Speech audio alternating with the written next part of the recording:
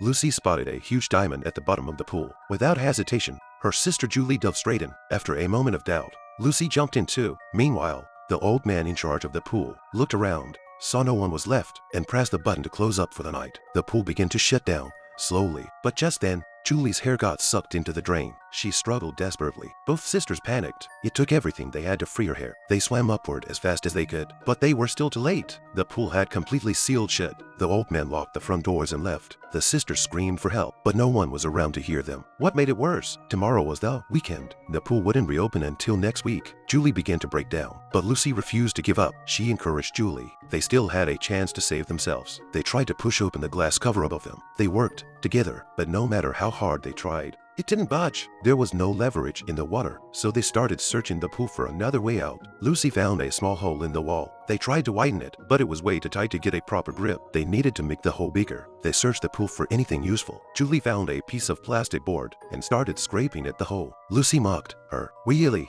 Scraping glass with plastic?